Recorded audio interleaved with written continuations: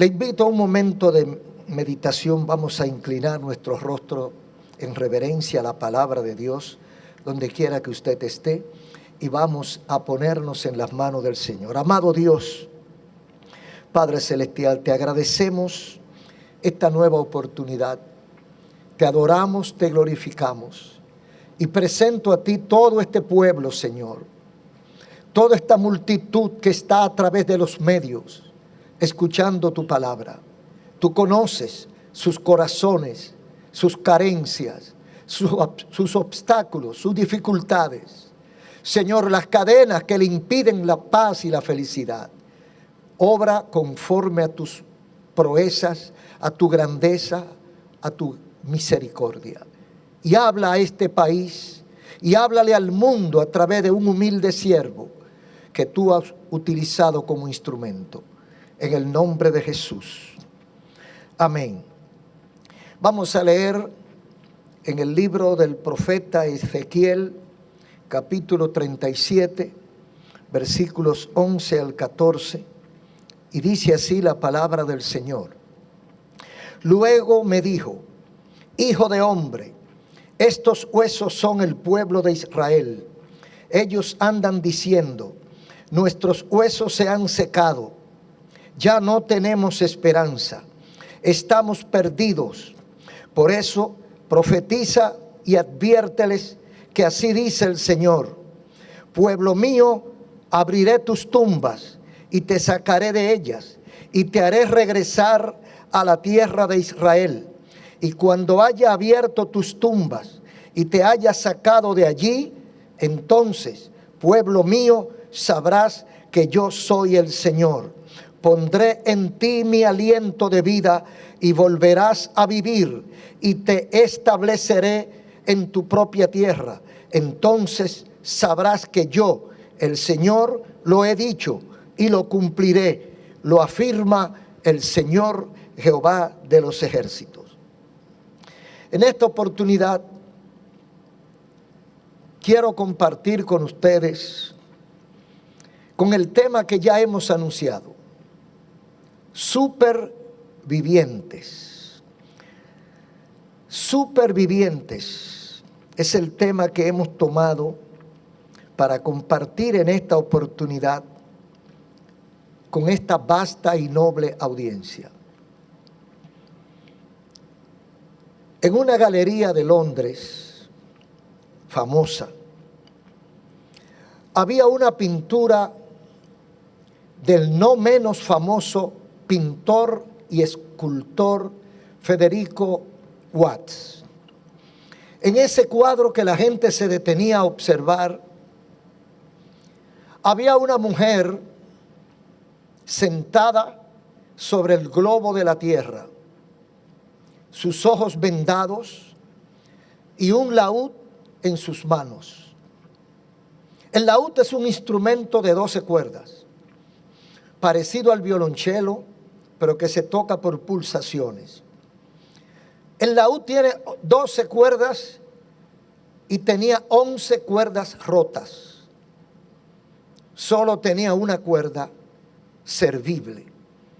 Y la mujer está tratando de tocar y de sacar música de ese viejo laúd. La moraleja, la enseñanza de este cuadro es que mientras quede una cuerda, hay esperanza. Mientras quede una cuerda, yo espero escuchar música.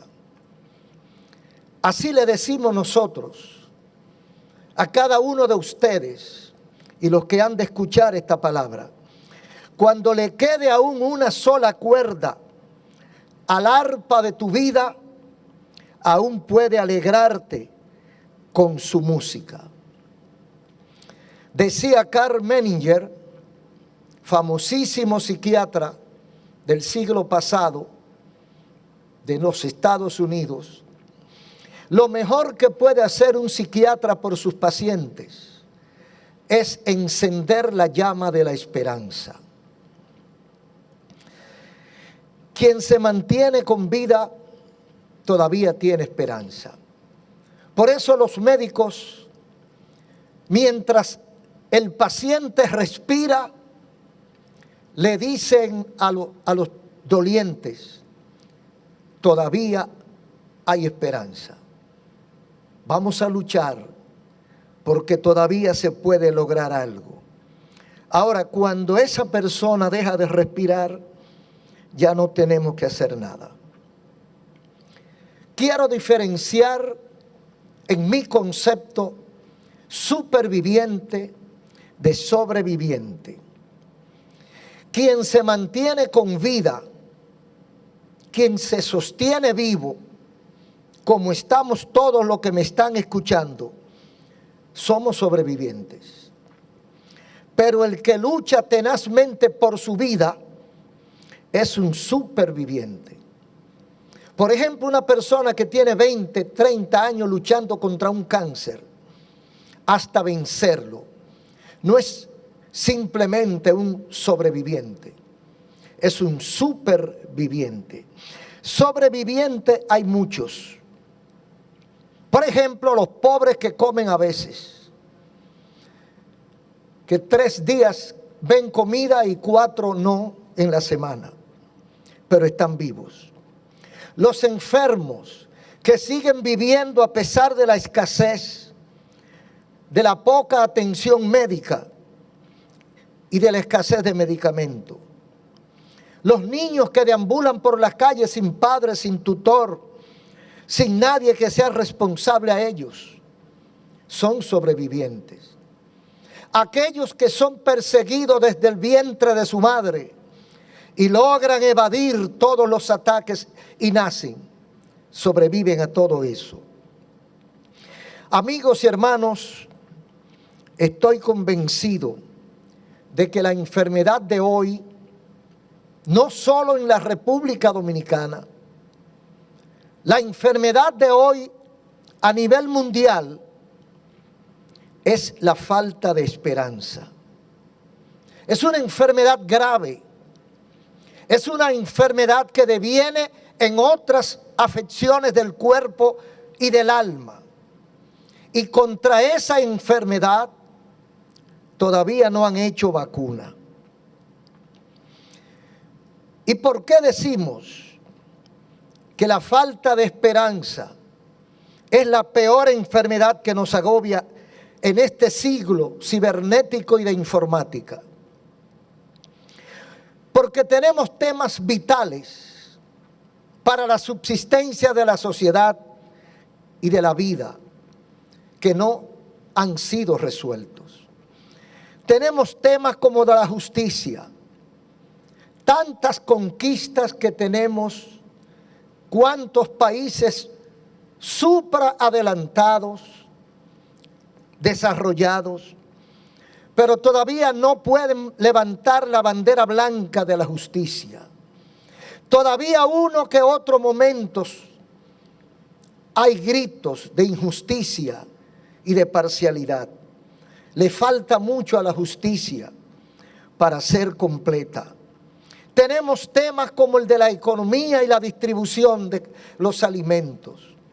Mientras hay países donde botan toneladas de comida diario, los grandes hoteles y las cadenas de resort, hay países donde todos los días mueren miles de personas de hambre. Son temas que hay que resolver. Temas como el de la corrupción política, que impide, porque si hay un cáncer que destruye más a la sociedad, es la corrupción. La corrupción impide la implementación de políticas públicas que puedan garantizar la equidad y el vivir tranquilo en la sociedad. Pero estamos lejos de ahí. Estamos en un sistema, el sistema que nos gobierna, el sistema por el cual nos regimos y que nos ufanamos. Y de hecho es verdad que ha sido lo mejor que el hombre ha logrado, la democracia.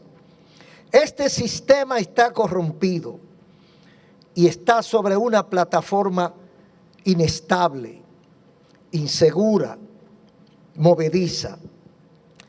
Sentimos amenaza de gran tsunami. Es probable que en cualquier instante, en cualquier país, se levanten tsunamis sociales, pobladas, revueltas. Estamos percibiendo amenazas de tipo geopolítico, porque hay amenazas hasta de borrar fronteras, de que países pierdan su identidad y que sean absorbidos por otros, porque el sistema así lo permite.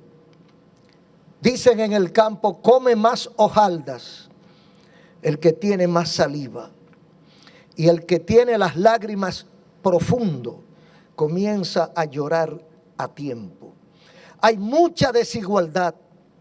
Todo esto por causa de la ambición. Por causa de la ambición se cometen crímenes y se destruyen hogares. Se acaba con la paz y la dignidad de una persona. Y todo esto es parte del colorido de nuestro sistema. Pero vamos a la realidad bíblica, profética. En la Biblia hay una gran lección.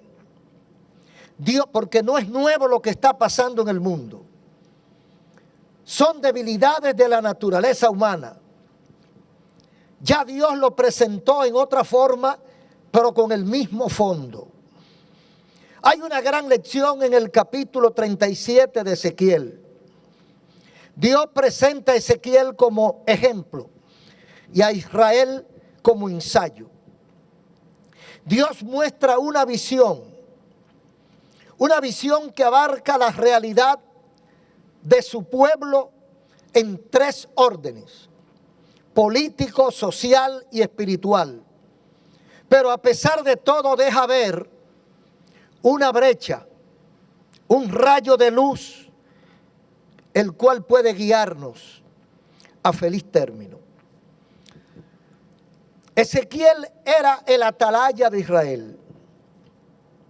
Tenía años denunciando a Israel su pecado, advirtiendo que la ira de Dios podía desatarse contra ellos, diciéndole cuál era el camino correcto. Pero la respuesta de Israel al profeta era indiferencia, idolatría, paganismo, fornicación, maldad y no arrepentimiento. El profeta había estado advertido, porque cuando Dios lo llama, dice el versículo 3 del capítulo 2, cuando Dios lo llama le dijo: hijo de hombre, yo te envío a los hijos de Israel, a gentes rebeldes que se rebelaron contra mí, ellos y sus padres.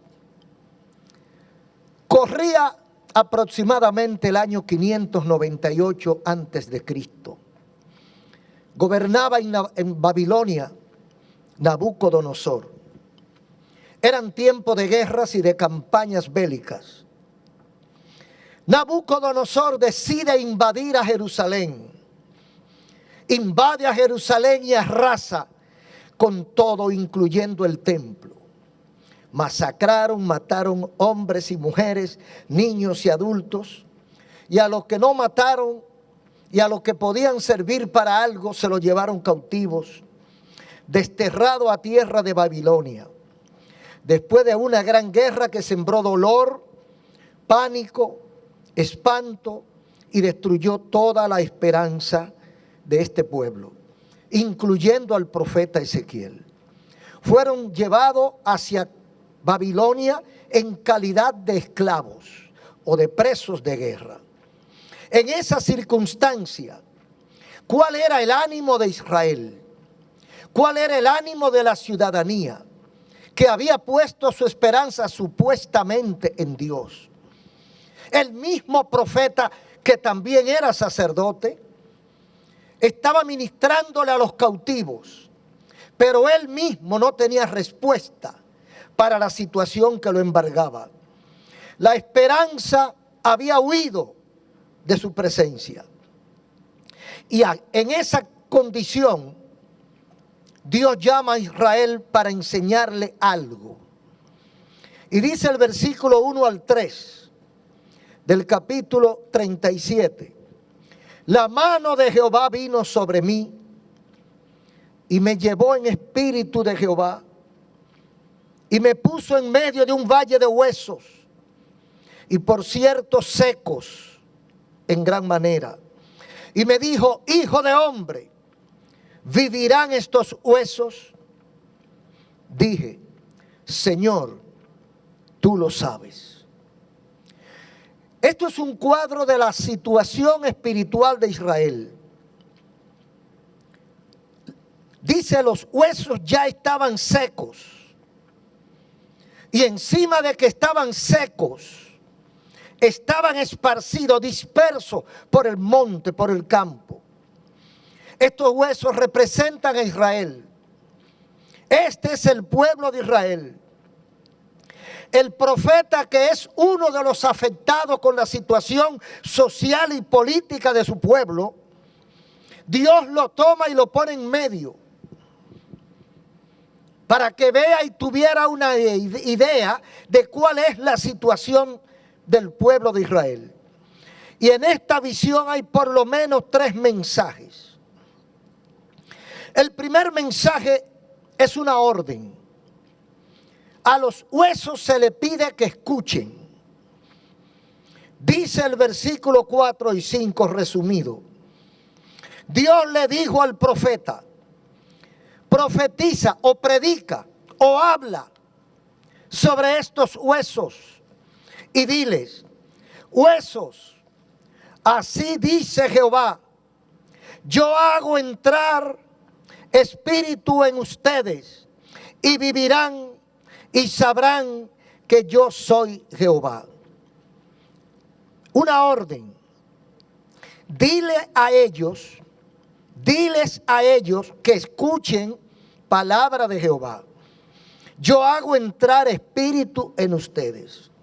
El segundo mensaje es que Dios lo hace escuchar. El escuchar es vital para recuperarnos de cualquier adversidad, prestar atención al consejo, escuchar la voz de Dios. Todo esto produce cambio. Notemos cómo Dios envía a un hombre a un campo sin esperanza. La orden es escuchar lo que va a decir el profeta, porque después de escuchar, vienen las soluciones. ¿Qué es lo que menos hace nuestro mundo siglo XXI? Lo menos que hace la gente de este tiempo es escuchar. No escuchan ni a sus líderes, mucho menos escuchar a Dios. El pueblo no ha querido escuchar la voz de Dios. El pueblo estaba disperso como hueso seco. No había esperanza de vida, no había esperanza de recuperación. Dios le dice que escuchen. La orden es escuchar, porque escuchar produce cambios. ¿Y qué pasa? Mientras el profeta explica, predica o profetiza, pasó algo. Dice el versículo 7: y hubo gran ruido mientras yo predicaba. Y he aquí un temblor, y los huesos se juntaron, cada hueso a su hueso. Lo primero es que los huesos oyeron. Lo segundo es que entendieron. Y lo tercero es que obedecieron. Dice el profeta que mientras él predicaba, oyó un ruido. Y cuando observa, nota que cada hueso está moviéndose hacia otro hueso. Cada hueso está buscando su hueso correspondiente. Y cada hueso se juntó con su hueso. Cuando oímos la voz de Dios, cuando escuchamos la voz de Dios, se produce un movimiento en nuestro ser. y cada quien busca el orden correspondiente. Porque para algo escucha el mundo o escucha la gente la voz de nuestro Dios. ¿Qué decía el mensaje del profeta? Fíjese, el profeta trae un mensaje de vida, pero antes de Dios dar vida, quiere que le escuchemos. O sea, Dios llama nuestra atención. Dios quiere que yo le preste atención. Dios quiere que yo escuche su voz. Así como aquellos huesos que a pesar de estar secos, quiere decir que no había ningún vestigio de esperanza. No había la más remota esperanza de vida. Pero a pesar de esta remota esperanza, ellos oyeron la voz de Dios. Escucharon la voz de Dios, lo que muchas veces nosotros no queremos hacer. Porque si este mundo escuchara la voz de Dios, otra suerte fuera la suya. Pero la gente, los jóvenes y los viejos, se resisten a escuchar el mensaje que Dios tiene para ellos. Estos huesos escucharon la voz de Dios y no solo la escucharon, la obedecieron. Y cada uno buscó su hueso. Ahora que está cada uno junto con su hueso, que buscó el orden. Porque cuando Dios habla es para buscar el orden.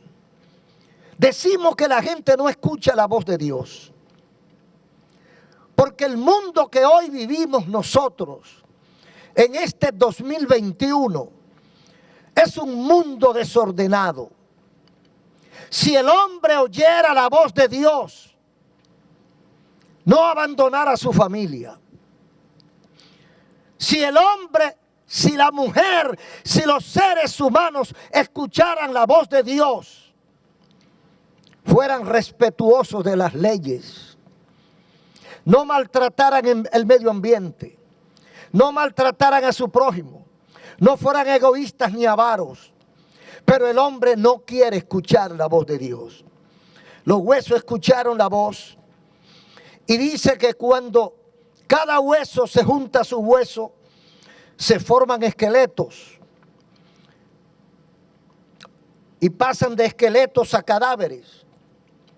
Primero se forman los esqueletos, el armazón de osamenta. Luego sube carne y tendones sobre esos huesos, pero todavía son muertos. Pasaron de esqueletos a cadáveres. Ahora tienen apariencia, porque ya usted puede ver la edad, puede ver las facciones, puede ver la tez de aquellos cadáveres, porque ya tenían tendones.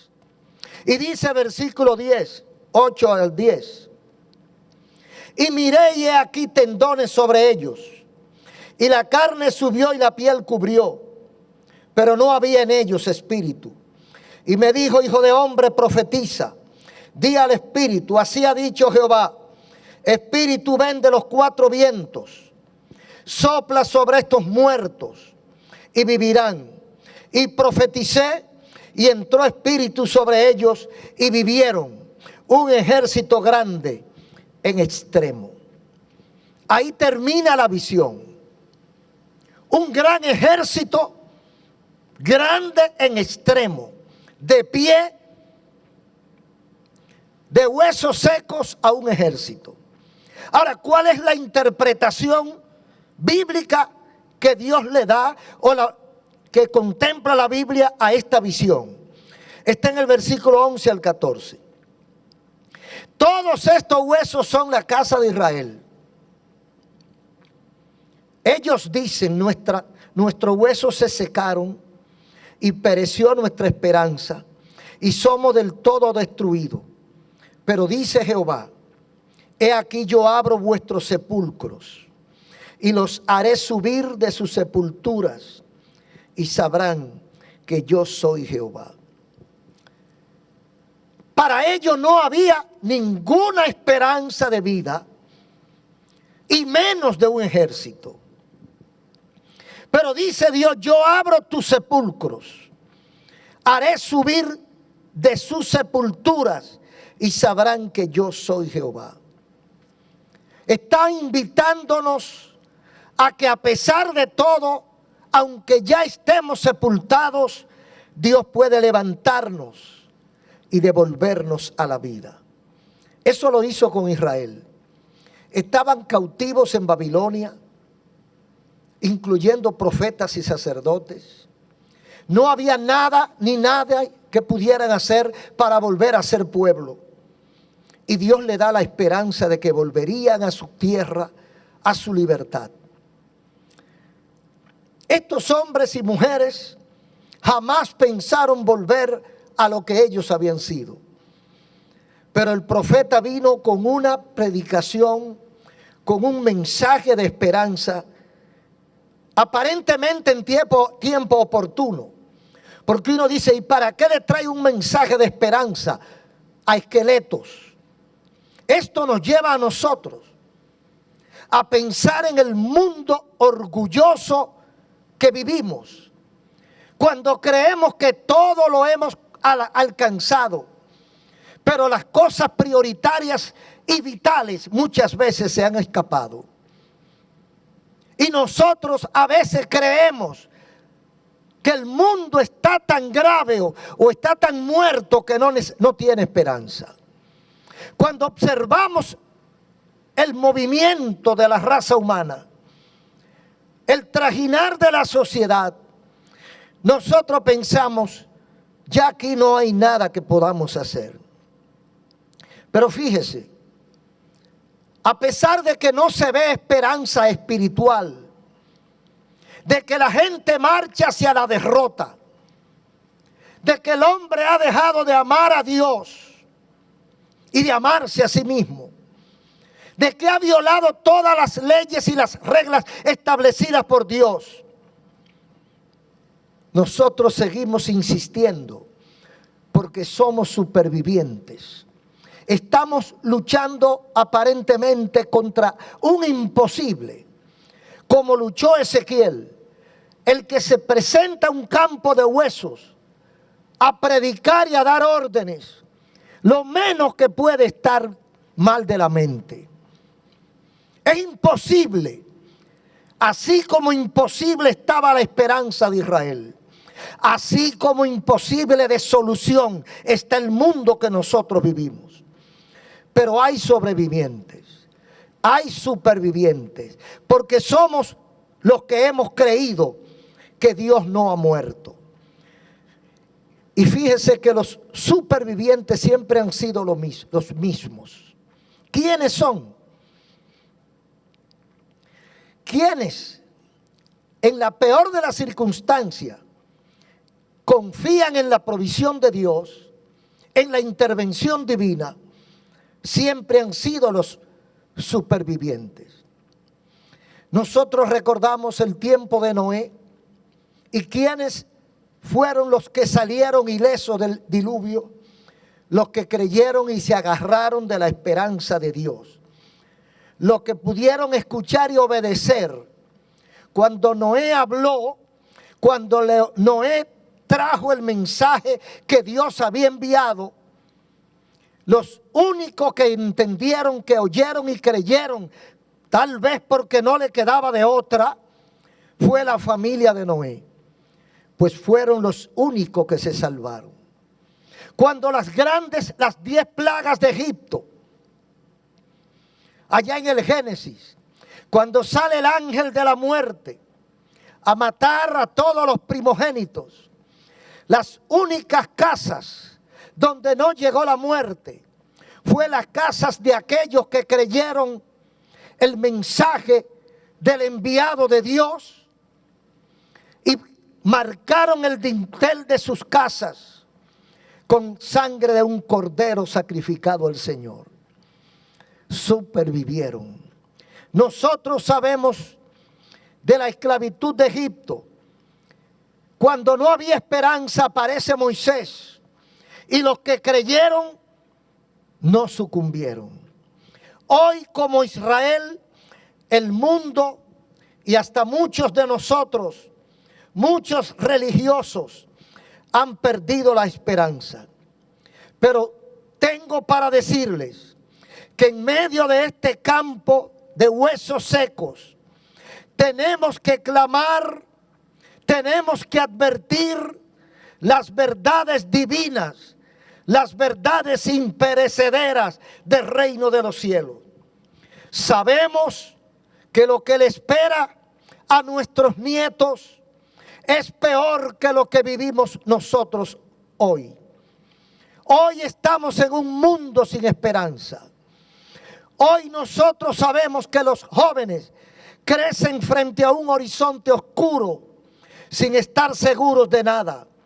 Nadie se imagina cuántas plagas faltan, cuántos virus, cuántas nuevas cepas de virus, cuántas mutaciones, cuántos confinamientos nos faltan aún.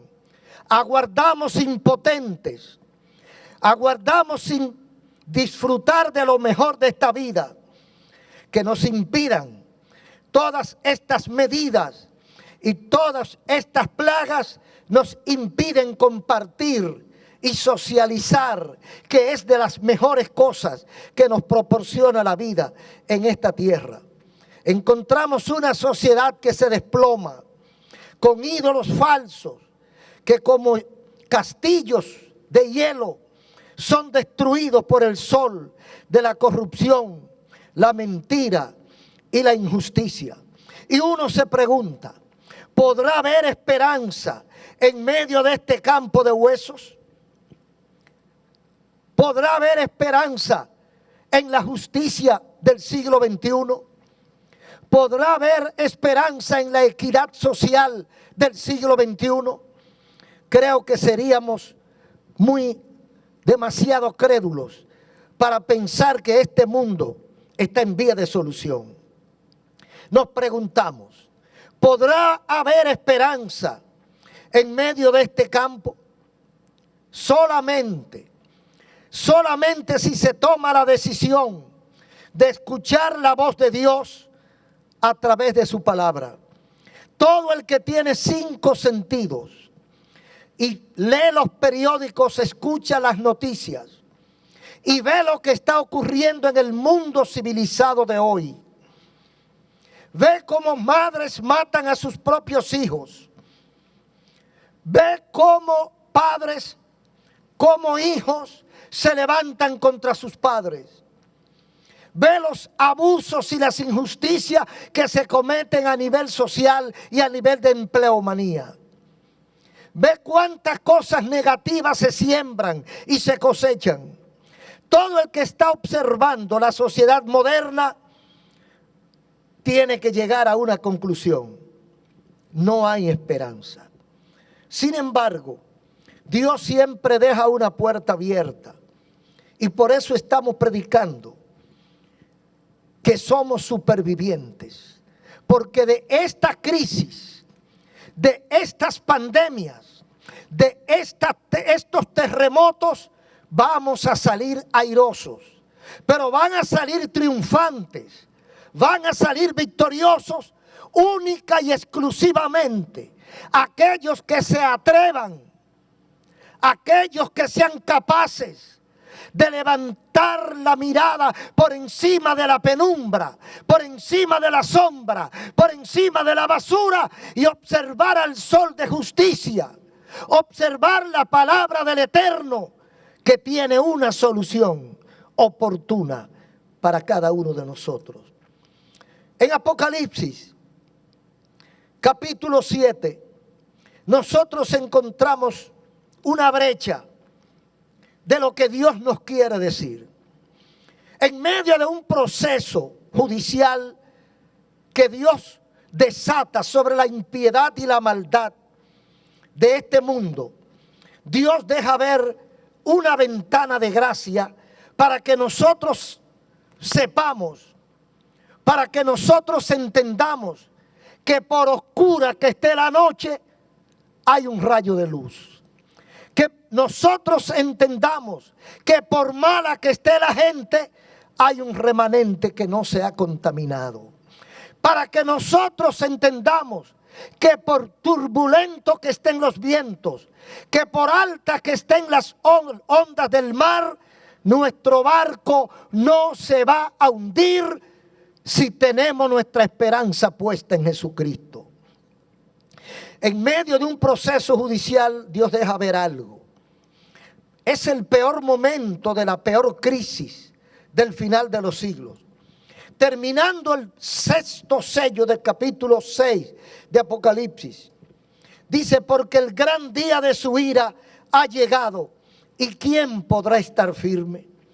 Cuando Dios comience a pasar factura, cuando Dios comience a llamarnos la atención, dice el último versículo del capítulo 6 de Apocalipsis, que los grandes, los capitanes, los generales, los poderosos estarán de rodillas clamando al sol, clamando a la luna y a las estrellas: caed sobre nosotros, cúbrannos de la ira de aquel que viene, porque su día ha llegado. ¿Y quién podrá sostenerse en pie? Y ahí mismo comienza el capítulo 7 de Apocalipsis, donde se abre una nueva sección de trompetas.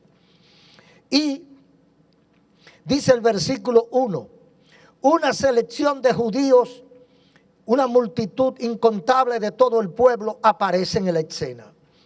El Señor nos presenta que en medio de el proceso ya iniciado de los últimos juicios, aparece una cantidad de judíos que Dios selló para que puedan pasar lo peor de esta historia y salir victorioso, y los separa y le da la esperanza de que ellos van a salir victoriosos. Inmediatamente en el versículo 14 aparece otra multitud que, a pesar de los juicios que ya se han desatado, aparece una multitud incontable de todo pueblo, raza y lengua. Dice que estaban delante del trono y en la presencia del Cordero, vestidos de ropas blancas y con palmas en las manos. Y cuando esta escena se está desarrollando frente a Juan, el apóstol, aparece un anciano y hace una pregunta: ¿y estos quiénes son? ¿Y de dónde vienen?, le preguntan a Juan. Señor, tú lo sabes. Y él le contesta renglón seguido: esos son los que han pasado por grandes tribulaciones y no han manchado su ropa. Es decir, hermanos, es decir, amigos, estamos en el peor de los tiempos de la historia de la humanidad. Nunca había habido tanta maldad como la hay en este tiempo. Nunca habíamos visto tantos crímenes, tanto derramamiento de sangre, tantos abusos como los estamos mirando en este tiempo. Y cualquiera piensa: nadie sirve, todo se perdió. No, hay un grupo que no ha manchado su vestidura y que se ha mantenido fiel, haciendo la honra y la voluntad del Señor. Pero hoy estamos frente a un campo de huesos secos, tal vez más seco que lo que vio Ezequiel. Porque cuando uno observa con el microscopio de la inteligencia humana, descubre que no hay nada que sirva en esta tierra. Todo se ha perdido, desde los niños hasta los ancianos. Y lo último que se ataca ahora es la fe.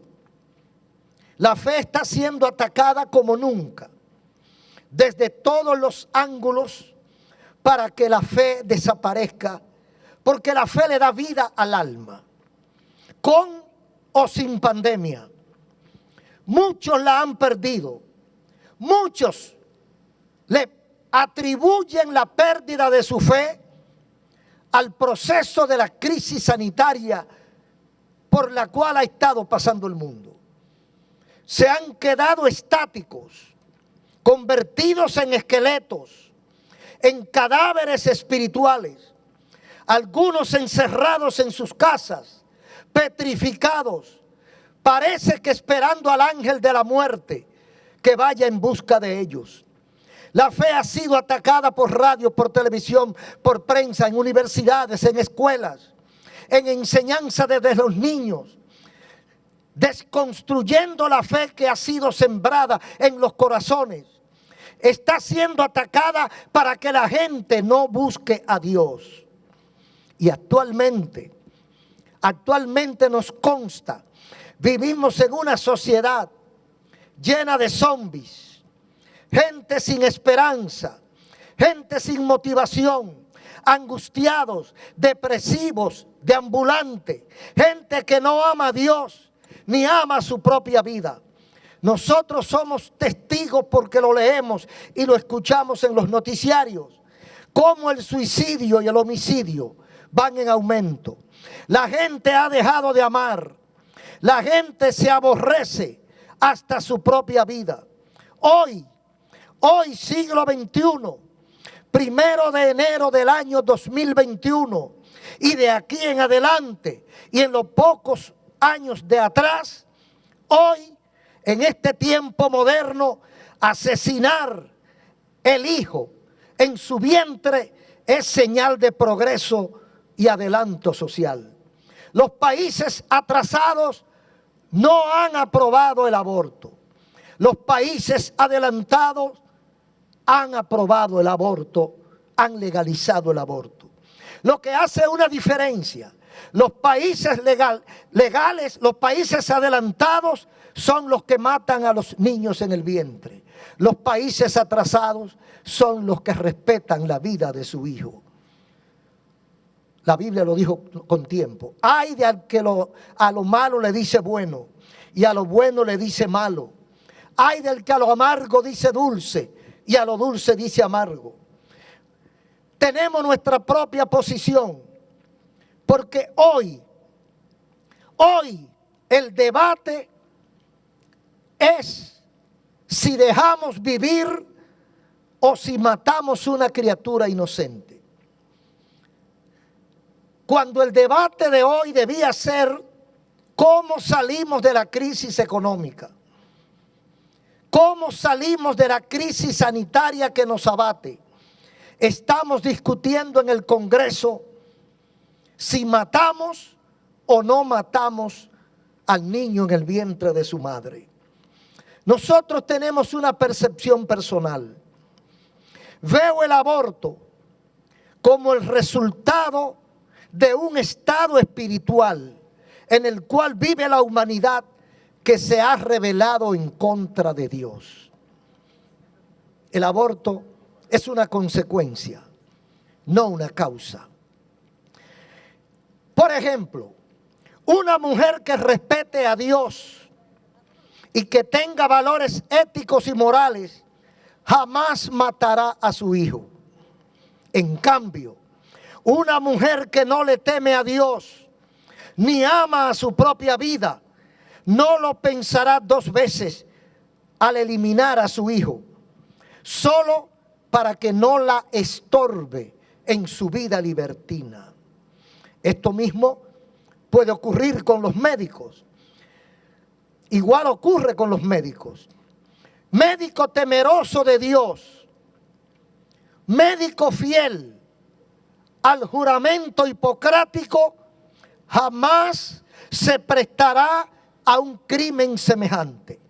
En resumen, no creo, y esto es una posición personal, no creo que la solución dependa de una legislación. Repito, no creo que la solución de este problema dependa de una legislación. Creo más bien que es un tema de conciencia y un tema de salud.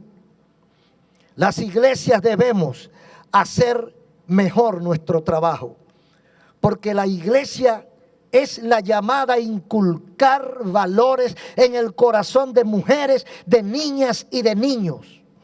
La iglesia es la llamada a formar hogares y los hogares a formar personas. Eso es lo que está ocurriendo. No hay conciencia, no hay valores. Lo que hay son antivalores. Lo que hay es una soberbia rebelión contra Dios. Se han rebelado contra todo lo que Dios ha establecido y no le queda de otra que convertirse en criminales hasta de sus propios hijos. Otra de las negatividades o de las cosas feas de nuestro tiempo, de este mundo, de este campo de huesos secos moderno, es la cantidad de información negativa que recibimos. Los medios de comunicación están repletos de información negativa o desinformación. A veces hay que apagar el televisor para que no bote sangre por las pantallas. Nosotros estamos siendo víctimas de un bombardeo informático y nos están adecuando nuestra mente a lo que el sistema diabólico quiere que nosotros creamos y hagamos. Y a base de noticias y de constante información, no pasan 10 minutos sin que nos llegue una noticia negativa, van haciendo que nuestra mente se adapte a esta situación de crisis. Los medios, las informaciones presagian crisis, presagian plagas, anuncian más confinamiento, más distanciamiento. Resultado del encerramiento y el pánico generalizado. Se ha deteriorado la salud de la mente. Se han aumentado la violencia y la agresividad, porque ese es el mundo que estamos formando. Y crea usted que en una información que usted 24 horas al día no puede escapar, podrá mantener su mente limpia, libre y victoriosa frente a tanta negatividad de nuestra sociedad. Estamos peor que el campo de los huesos secos y estamos en tiempo de escuchar la voz del profeta, la voz de la palabra de Dios. Y nosotros preguntamos, de todas estas situaciones adversas, ¿habrán héroes? Hay poca posibilidad, pero quienes logremos salir ilesos de esta guerra sin cuartel, seremos llamados los supervivientes. El fin está cerca, muy cerca. Estamos avanzando hacia una hecatombe final. Y los científicos y los globalistas lo saben. Esto explica los aprestos que hacen para una inútil supervivencia. Tratan de amortiguar golpes porque saben que lo que viene será irresistible. Habrá supervivientes, lo creemos. De toda esta maldad, de toda esta malignidad, habrá supervivientes. Sí, los habrá. Los habrá en la política. Los supervivientes, habrá supervivientes del monstruo de la corrupción y la calumnia, porque estamos en una sociedad donde el que no se corrompe no sirve, donde hay que corromperse para estar de acuerdo con lo que se mueve en el ambiente. Pero hay gente que ha puesto la marca de la sangre de Cristo en su frente y no importa lo que el diablo haga ni lo que el diablo invente, no nos vamos a doblegar. Seremos los pocos supervivientes de esta catástrofe. Habrá supervivientes en la familia. Habrá supervivientes de la descomposición y la falta de afecto natural. Pocos supervivientes de la constante amenaza y crímenes contra las damas a manos de bestias con cuerpos de hombre. Y la iglesia supervivirán aquellos que no se distraigan, aquellos que mantengan su mirada puesta en nuestro guía y salvador Jesucristo. Aquellos que no se distraigan, aquellos que no dejen que el mundo rompa su comunión con Dios, esos seremos los supervivientes del final de los siglos. Hay muchos que lamentablemente están congelados congelados dentro de sus propias congregaciones, alegando cualquier causa, cualquier razón. Pero sabemos que el Señor no ha fallado. El Señor no fallará. Y dice la Biblia, el que me busca, me encuentra. Y hoy estamos en un mundo que se debate entre la vida y la muerte. En un mundo que si continúa por la senda que va, nadie va a escapar. Solamente aquellos que en cualquier momento nos van a sacar de esta tierra y nos van a levantar a un lugar de paz, a un lugar de tranquilidad, donde no habrá llanto, no habrá dolor, no habrá muerte, no habrá enfermedad, a un lugar especial. Y dice la Biblia, el que venciere poseerá todas las cosas, y yo seré su Dios, y él será mi hijo. Pero los incrédulos, abominables, homicidas, fornicarios, hechiceros y mentirosos tendrán su parte en el lago que arde con fuego y azufre. Supervivirán aquellos que no se dejen matar la fe, aquellos que se agarren con uña y diente de Jesucristo, aquellos que sepan, que recuerden que el cielo y la tierra pasarán, pero la palabra de Dios no pasará. Todo lo que vemos, todo lo que escuchamos, todo lo que nos ofrece esta sociedad pasará, pero nosotros, los que hemos creído en el eterno Dios, los que hemos creído en el Creador, los que hemos puesto nuestra mirada en Jesucristo, recordamos las palabras del profeta Isaías 45:22. Mirad a mí y sed salvos todos los términos de la tierra. Supervivientes, solo aquellos que por encima de las dudas, por encima del pecado, por encima de la corrupción, por encima de la maldad, por encima de las dudas, levantemos la cabeza y miremos a Jesucristo y a este glorificado a la diestra del Padre. Ojalá que cada uno de ustedes, mis queridos hermanos y amigos, estemos dentro del grupo de aquellos que van a supervivir a toda esta catástrofe que viene sobre la tierra. Le damos gracias al Señor. Padre, gracias por tu palabra. Gracias. Termina tu obra en los corazones, en el nombre de Jesús. Amén. Ahora quiero invitar a los amigos que nos han escuchado, si han entendido, si Dios tocó tu corazón, si entiendes que lo que hemos predicado es la verdad, si sabes que tu situación no es la mejor frente a Dios, si anhelas, si quieres un acercamiento a Dios, te voy a guiar en una oración. Quiero que repitas conmigo esta oración, donde quiera que estés. Vamos a pedirle perdón al Señor.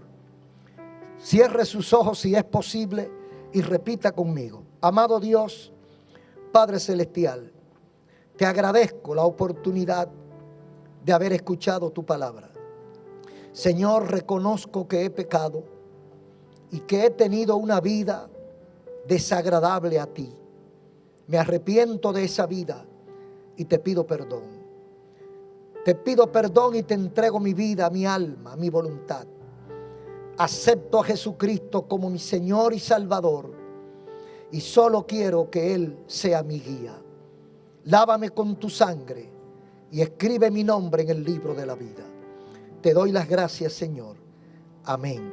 Si lo has hecho de corazón, debes asistir a una iglesia cristiana evangélica, debes leer la Biblia todos los días y debes hablar con Dios en oración. Dios le bendiga. Feliz 2021. Amén.